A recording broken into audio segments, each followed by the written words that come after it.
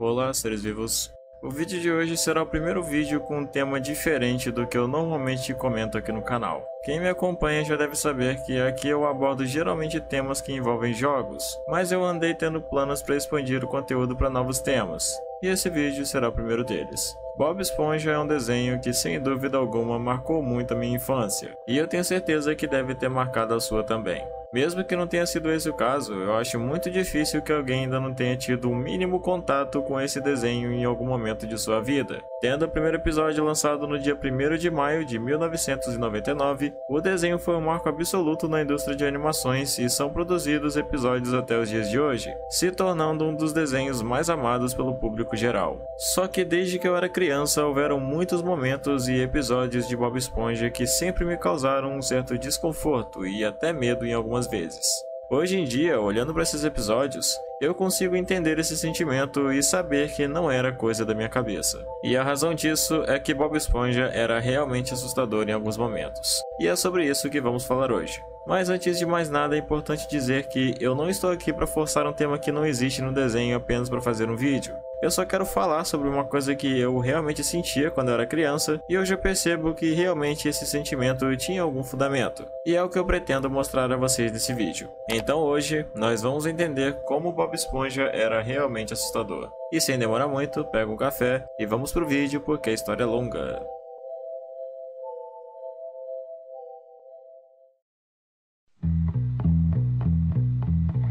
Eu acho interessante começar a falar sobre esse assunto comentando um pouco sobre as origens do desenho. Bob Esponja estreou na TV no dia 1º de maio de 1999 com um episódio piloto chamado Precisa-se de Ajudante, que embora tenha sido um episódio apenas de apresentação ao universo da Esponja Amarela, já foi o suficiente para ganhar uma grande atenção por parte do público. E desde seu início, uma das coisas que mais se destacam no desenho é o fato de trazer um conteúdo que abrange praticamente todo tipo de faixa etária, bem semelhante ao que acontece com Chaves, por exemplo. O humor que é carregado nos episódios de Bob Esponja é algo atemporal, ou seja, independentemente da idade em que você esteja assistindo, ainda é muito provável que você ache graça do desenho, pois ele conversa perfeitamente entre o humor infantil, ao mesmo tempo que também pode se conectar com um adulto. E eu posso afirmar isso porque ainda recentemente eu reassisti algumas das primeiras temporadas de Bob Esponja e eu me surpreendi com a quantidade de vezes que eu ri dos episódios, mesmo sendo algo que eu já havia assistido quando era menor. E se você por acaso ainda ri desse desenho hoje em dia, pode ficar tranquilo que você não é maluco.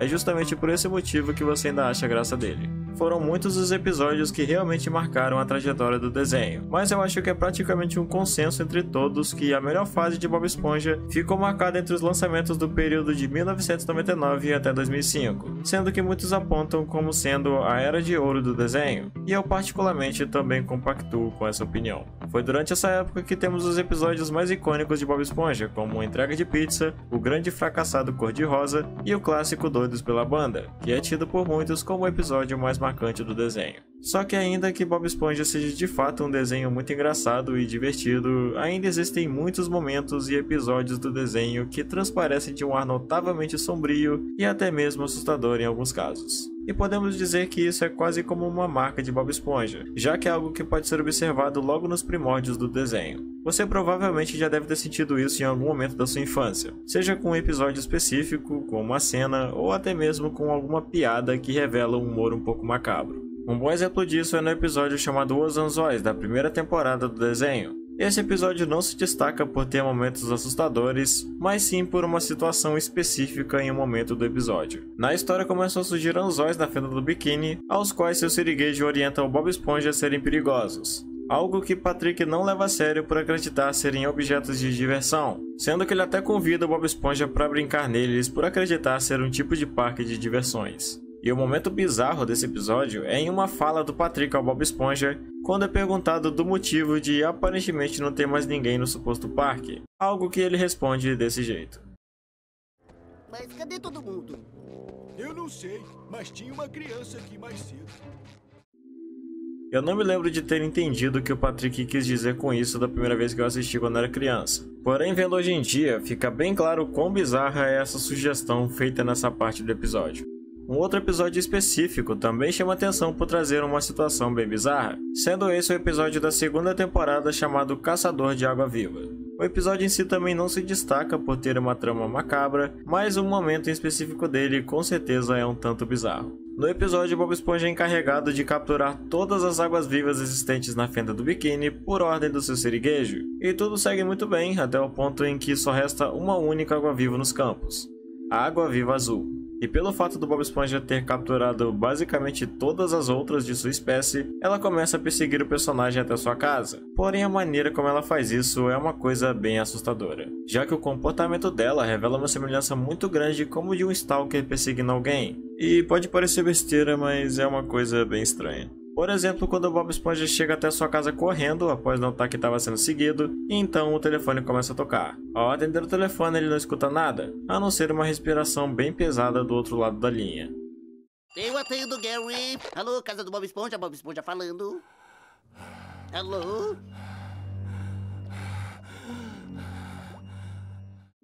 Como eu disse, muito semelhante como de um stalker perseguindo sua vítima. Logo depois a ligação cai, e a luz vem a cair também, após a água viva cortar o fio de energia. Esse é um dos momentos do desenho que mais me causava medo quando eu era menor. Eu não sei dizer se é algo pessoal, mas acredito que quem assistiu esse episódio na infância também deve ter sentido a mesma coisa. Mas falando sobre episódios em si, podemos citar uma lista imensa de histórias que carregam momentos sombrios e macabros. Um dos primeiros a se destacarem nessa ideia é o clássico Tornei-me um Gary adolescente. Nesse episódio, Bob Esponja e Patrick vão sair numa convenção de caçadores de água-viva e o Bob deixa o Lula Molusco cuidando do Gary enquanto está ausente. Gary acaba ficando doente porque o Lula Molusco se esquece de cuidar dele, e alguns eventos se seguem e o Lula Molusco acaba inserindo no Bob Esponja uma seringa de plasma de caracol que era para ser usada para curar o Gary. O que culmina no Bob Esponja se transformando gradativamente num caracol de forma bem assustadora. Eu não tenho nenhum receio em dizer que esse é um dos episódios mais estranhos da primeira temporada, principalmente porque o ar da história é bem sombrio, mostrando o Bob Esponja se transformando lentamente de um jeito bem angustiante e notavelmente sofrível. Algo que posteriormente acaba afetando o Lula Molusco também. Inclusive, existe uma teoria obscura acerca da existência de uma suposta Lost Media relacionada a esse episódio. Sendo que na parte onde Lula Molusco é atingido pela seringa, há simplesmente um corte no episódio onde mostra ele já transformado em caracol em cima de uma cerca. Porém, se especula que houve originalmente uma cena cortada do episódio, onde eu mostraria esse processo de transformação do personagem de forma explícita, já que a transição usada era diferente da clássica transição de bolhas que geralmente era usada nos episódios. Porém, mesmo sendo acreditado por muitas pessoas, já foi provado a partir de alguém que gravou a transmissão original do episódio em uma fita VHS que essa teoria é falsa. Ou pelo menos é o que se acredita até o momento. Mas a ausência dessa cena não descarta a ideia do episódio ser bem assustador. Principalmente quando levamos em conta que, apesar de não termos uma cena do Lula Molusco se transformando, temos a cena do Bob Esponja se transformando, que aliás é uma das coisas mais bizarras que acontecem no episódio. Reassistindo ele recentemente, eu pude inclusive notar um detalhe bem bizarro em um dos quadros na casa do Lula Molusco. Depois de acender a luz para atender o Bob Esponja na porta, um quadro da sua parede se encontra assim. Só que estranhamente antes de acender a luz ele tá assim. Obviamente é só um detalhe que provavelmente passou desapercebido na animação, mas eu não pude deixar de mencionar isso no vídeo. Até porque provavelmente foi a única pessoa no planeta a reparar nesse detalhe. Outro episódio que também reforça um lado mais sombrio na trama de Bob Esponja é o episódio da terceira temporada chamado O Hambúrguer Perigoso. Eu me lembro desse ser inclusive um dos meus episódios favoritos quando eu era menor, só que não dá pra desconsiderar que o enredo desse episódio é inegavelmente macabro. Na história, seu siriguejo recebe uma visita de um inspetor de saúde no Siri Cascudo e tudo está ocorrendo muito bem até o momento em que o seu siriguejo, através de uma matéria na TV, é sugerido acreditar que aquele se tratava de um inspetor falso, o que resulta nele e Bob Esponja tentando intoxicar o suposto inspetor com um hambúrguer estragado, mas que antes acaba desmaiando por se engasgar com uma mosca. E a parte bizarra do episódio começa a partir do ponto que eles acreditam ter matado o inspetor, com a história se desenrolando em situações bem macabras, onde por exemplo os dois tentam esconder o corpo do inspetor enterrando ele em um lugar bem isolado ou até mesmo no freezer do Siri Cascudo. Além de serem colocados em uma situação bem macabra, uma das coisas que fazem desse episódio ser bem sombrio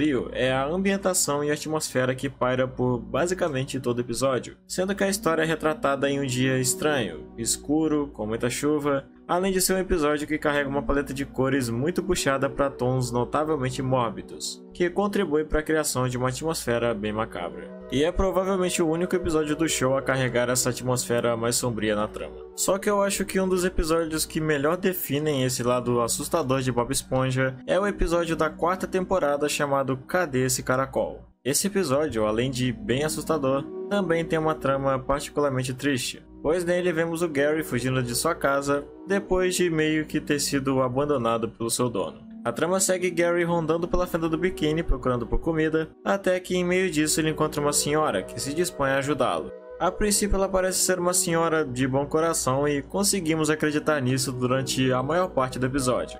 Porém, o desfecho dessa história é o que faz desse um dos episódios mais assustadores de Bob Esponja, pois no fim descobrimos que aquela senhora só estava alimentando Gary porque ela come caracóis. Isso é revelado quando Gary abre um armário e caem vários cascos de caracóis que foram vítimas daquela senhora. Pelo fato de ser um episódio com um conceito bem macabro e sendo retratado de forma tão explícita, pra mim esse é um dos episódios mais assustadores de Bob Esponja.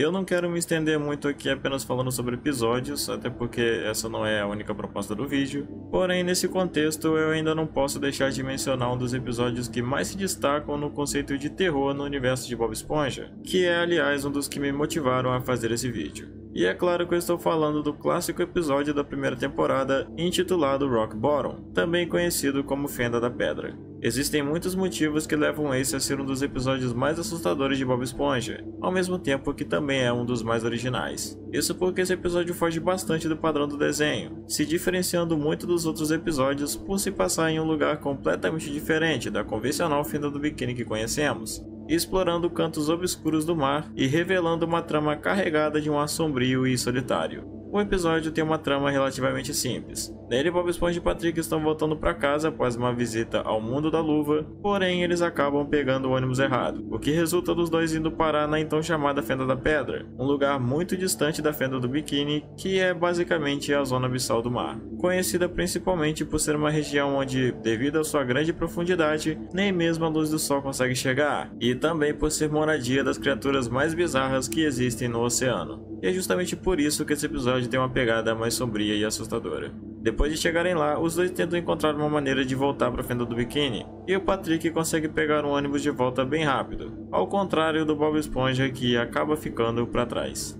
E a trama é voltada para o Bob Esponja em várias tentativas frustradas de pegar um outro ônibus e voltar para a Fenda do Biquíni. Como eu disse, a trama do episódio é bem simples, porém a forma como ela se desenvolve cria uma narrativa muito original, usando justamente o lado obscuro do oceano para desenvolver uma história mais assustadora. Só que na minha opinião, o elemento mais interessante desse episódio é a liminaridade que pode ser observada na Fenda da Pedra. Esse é um tema que eu particularmente gosto bastante de explorar e é notavelmente uma das principais características que podem ser observadas no episódio. Obviamente, quando foi lançado ele não era originalmente caracterizado por sua liminaridade, até porque esse é um termo muito recente. Porém, hoje em dia esse episódio é muito associado ao conceito dos espaços liminares. Isso porque, olhando para muitas das cenas provenientes da história, podemos observar que os cenários da Fenda da Pedra acabam transmitindo a ideia de um vazio bem liminar. E é também o que acabou fazendo eu gostar mais ainda do episódio olhando por essa ótica. A ambientação do episódio cria a ideia de liminaridade por ostentar de cenários grandes, porém que em grande parte são constituídos de poucos elementos e uma escuridão muito densa, que cria uma curiosidade mórbida sobre o que poderia estar se escondendo em meio a toda essa escuridão dos cenários. De fato, Bob Esponja não é conhecido por ser um desenho vazio ou liminar em suas histórias. Porém, é justamente a existência desse vazio nesse episódio específico que torna ele tão interessante e original. Inclusive, um tipo de vídeo que eu gosto muito de assistir no YouTube são compilações de momentos do desenho que transmitem essa sensação de vazio da estética dos espaços liminares. E é realmente interessante ver como isso se aplica em vários momentos diferentes do show. Isso obviamente não é um tipo de compilação exclusiva de Bob Esponja, sendo que existem vários outros desenhos e mídias diferentes que são geralmente referenciados nesse tipo de compilação. Porém, pelo menos para mim, essas compilações de Bob Esponja denotam um sentimento muito mais evidente do que qualquer outro desenho. Principalmente porque, olhando para essas imagens hoje em dia, elas trazem uma sensação muito forte de nostalgia, que aos poucos se converte num vazio quando sabemos que grande parte desses momentos ficaram marcados em uma parte da nossa vida que não vai voltar mais. Como se fosse um momento que ficou para sempre perdido no tempo. Uma das coisas que sempre me chamou a atenção no desenho de Bob Esponja são as faixas que são tocadas ao fundo dos episódios. Provavelmente esse é o elemento que mais reforça o fator de nostalgia em quem assistiu o desenho na infância. E isso não é à toa, já que as faixas tocadas no desenho são uma das coisas mais emblemáticas de Bob Esponja. Só que é muito interessante como várias dessas faixas, quando colocadas fora de contexto, se tornam músicas solitárias, tristes ou até mesmo sombrias em alguns casos. Obviamente esse é um tema voltado apenas para uma parte muito pequena das faixas de Bob Esponja, até porque o desenho não se baseia em sentimentos depreciativos para desenvolver suas faixas. Elas precisam ser alegres e animadas, pois se trata de um desenho infantil. Mas ainda é uma coisa muito interessante como algumas das faixas se destacam por proporcionar um sentimento melancólico tão forte. Um bom exemplo disso é a música chamada Botany Bay, que podemos ouvir sendo tocada basicamente nos momentos tristes do desenho, e que provavelmente é a música mais melancólica de todo o show. Talvez para algumas pessoas seja um pouco difícil ligar essa música com algo absolutamente triste pelo fato de estar associado a um desenho infantil, mas eu acho que a maioria das pessoas concorda que é uma faixa que denota de um sentimento bem vazio e solitário quando esquecemos que ela está associada a um desenho. Outra música do show que para mim também transmite um sentimento bem solitário é a chamada The Dreadnought The Eclipper. No desenho essa música em particular não está sempre ligada aos momentos tristes da história, porém quando escutamos ela fora de qualquer contexto, fica bem evidente o traço melancólico e sombrio que essa música carrega. Assim como uma grande parte das músicas tocadas em Bob Esponja, ela é baseada numa tradicional canção marítima chamada The Dreadnought, que narra a história de um navio de mesmo nome que era muito bom, mas que naufragou em uma viagem no ano de 1869.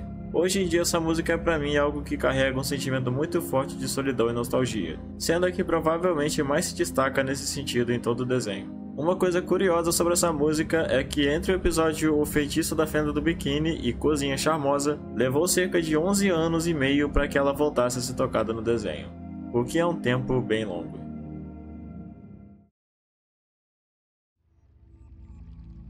Agora, para finalizar, eu quero falar um pouco sobre algo que também contribuiu muito para gerar um medo e um olhar mais sombrio acerca do desenho de Bob Esponja, que são as lendas e creepypastas atreladas ao desenho. Existem diversas histórias macabras que podemos mencionar relacionadas a esse tema, e talvez a primeira coisa que vem à sua cabeça quando se fala em creepypasta de Bob Esponja seja a clássica história do episódio perdido chamado Red Mist, sendo essa provavelmente a lenda mais popular do desenho. Red Mist foi uma suposta lost media de Bob Esponja relacionada a um episódio que teria uma trama muito mais pesada e sombria do que qualquer outro episódio do desenho, trazendo uma narrativa que ostentava de momentos bem perturbadores, onde, além de revelar uma atmosfera bem depressiva, em vários momentos do show haveriam cenas onde os personagens carregavam olhos estranhamente realistas, até mesmo para os padrões de Bob Esponja, encarando a todo momento o protagonista do episódio, que no caso seria o Lula Molusco. Mas o principal elemento de destaque nessa história seria o seu desfecho macabro, onde então veríamos o Lula Molusco tirando sua própria vida no fim do episódio. Essa foi uma das lendas que mais me perturbou quando era criança e é algo que até hoje me intriga bastante. Não exatamente por dar medo, mas porque eu passei a de certa forma gostar da ideia por trás do Red Mist. Inclusive, recentemente essa lenda foi meio que revivida pelo canal Vibe Leaf em um vídeo de seu canal chamado Red Mist Retake, que aliás tem uma leitura bem interessante e eu recomendo bastante que veja caso tenha interesse. Eu acho que talvez a coisa mais interessante acerca da creepypasta de Red Mist é que, por mais inesperado e bizarro que seja, é uma lenda que acabou se tornando canônica ao universo de Bob Esponja, já que no episódio chamado Bob Esponja na Terra Aleatória, da 12ª temporada, temos uma referência a esse Lula Molusco do episódio Red Mist aparecendo na história, o que faz dela agora meio que parte constituinte de Bob Esponja oficialmente. E com certeza essa é a última coisa que eu esperava acontecer em se tratando de uma creepypasta como essa. Aliás, essa não é a única vez em que Red Mist foi referenciado no show. Isso também acontece no episódio chamado Um Lugar para Bichinhos, da 13ª temporada. Porém, obviamente, Red Mist não é a única lenda oriunda de Bob Esponja. Existem inúmeras outras creepypastas bem obscuras que estão relacionadas ao desenho. Uma lenda que, aliás, eu não conhecia até pouco tempo é a chamada Plankton Got Served, que se refere ao que seria a primeira versão do episódio Refeição Grosseira da 7ª temporada. Nesse episódio acompanhamos o Plankton em mais uma de suas tentativas de roubar a fórmula do hambúrguer de Siri. Porém, nesse episódio, após entrar no Siri cascudo e chegar bem perto de pegar a fórmula, Plankton acaba conhecendo a Pérola, filha do seu siriguejo. E a partir disso, ele simplesmente desiste e vai embora do Siri Cascudo às pressas. Mais tarde no episódio ele vem explicar que no passado sua família toda havia sido devorada por baleias. Isso porque biologicamente as baleias são predadores naturais de plânctons. E por essa razão ele ficou aterrorizado ao conhecer a pérola. Mais tarde, seu siriguejo percebe esse medo do plâncton e usa isso contra ele durante todo o resto da trama fantasiado de baleia, assustando e aterrorizando psicologicamente o plâncton até o momento em que ele não aguenta mais e decide pôr um fim à sua própria vida, permanecendo no meio da rua aguardando para que um ônibus passe por cima dele, um desfecho um tanto mórbido inclusive. A trama do episódio é praticamente idêntica à do original Plankton God Servant, porém diferente do episódio que veio a público, Plankton God Servant teria um final mais perturbador, pois ao invés do Bob Esponja conseguir convencer o Plankton a não tirar sua vida, como acontece em Refeição Grosseira, ele não teria conseguido convencê-lo do contrário, culminando no Plankton encontrando seu fim, um ônibus o atingindo. Em seguida seria mostrada uma cena do Plankton sozinho em uma plataforma muito alta, olhando para baixo quando então decide pular. E após mergulhar nesse abismo escuro, os créditos começam a rolar, que em conjunto mostrariam o Plankton descendo nesse abismo cada vez mais fundo, criando uma alusão à ideia de que o personagem estava tendo uma passagem para o inferno. Entre todas as lendas relacionadas ao Bob Esponja, Plankton God Servant é acreditada como sendo um episódio que realmente possa ter existido em algum momento, embora não haja como ter certeza se o enredo seria exatamente como esse. E por fim, vale muito a pena mencionar a lenda relacionada ao episódio Dumped, conhecida como a lenda do episódio Bootleg.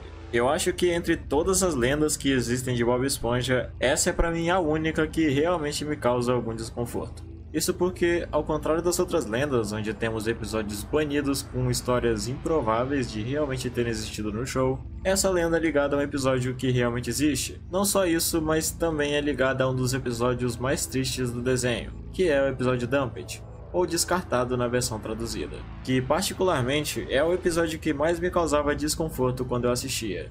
Só que não por medo, mas porque ele me deixava realmente triste e eu não gostava de assistir esse episódio por esse motivo. Ele me passava uma sensação muito ruim quando eu assistia. A lenda do episódio Bootleg fala sobre uma fita corrompida de Dumped, onde nela o episódio ostenta de muitos momentos bizarros, fluindo na maior parte com cores alteradas e misturadas de formas incompreensíveis, estáticas que aparecem constantemente em conjunto de telas pretas e vários sons estranhos que podem ser escutados no fundo. Alguns acreditam que esses sons seriam oriundos do próprio episódio, só que corrompidos, que muitas vezes eram acompanhados por zumbidos altos que vibram ocasionalmente em momentos aleatórios. Eu acho que o que torna essa lenda tão assustadora é o fato de estar ligada a um dos episódios mais tristes do desenho. Então imaginar uma versão corrompida desse episódio é uma coisa que cria um conceito bem assustador, já que pelo menos pra mim o episódio em si me causa um certo desconforto.